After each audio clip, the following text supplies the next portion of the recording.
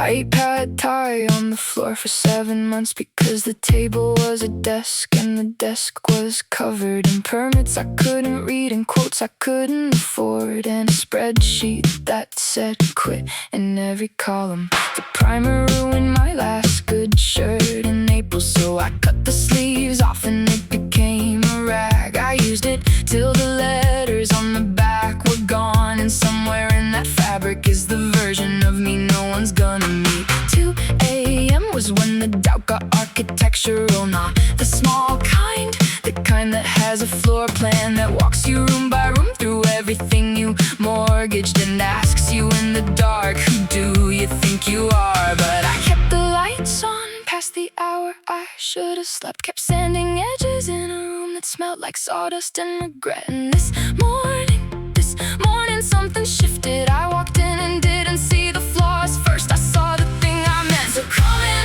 the door's unlocked and I'm terrified. Come in, the floors are level but my hands still shake. This is what it looks like when someone builds a thing alone and then turns around and says, I can't hold this by myself anymore. Come in, I left the scaffolding marks on purpose. Come in, the paint's not perfect in the corner by the stairs, but every surface in this room knows my name at 3 a.m. and now I needed to learn yours. So come in.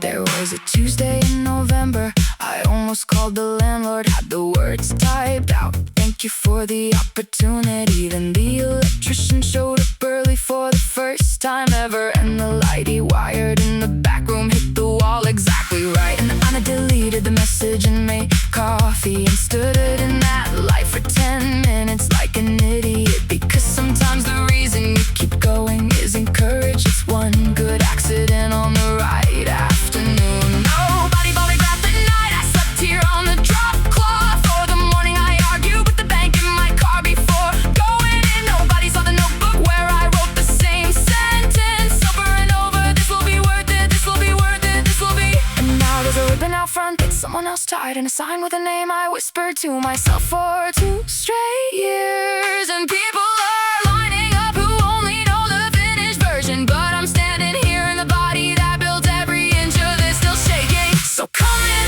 the door's unlocked and I'm still terrified. Come in, the floors are level but the foundation knows my knees. This is what it looks like when the private thing becomes the public thing, and the person who built it has to let it go to let it breathe.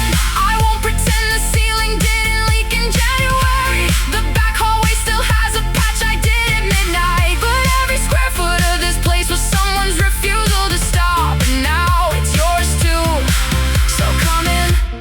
Here's what the ribbon doesn't tell you: I almost wasn't standing here today, not because the building wasn't ready, but because I wasn't sure that I was. The gap between the blueprint and the date is filled with every meal I ate alone, every call I didn't answer because my voice would have cracked. Every morning I unlocked this door and had to convince myself again. But here's the thing about building something in the dark: when you finally turn the lights on for someone else, the room looks different than it did at 2 a.m. It looks like it was always supposed to hold more than just me. So we're here, doors open, and I'm done being the only one inside.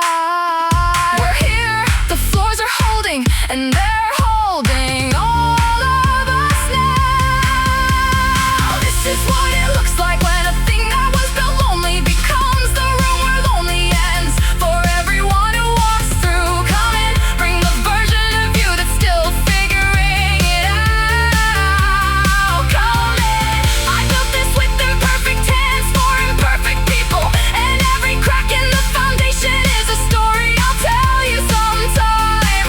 But right now, just come in.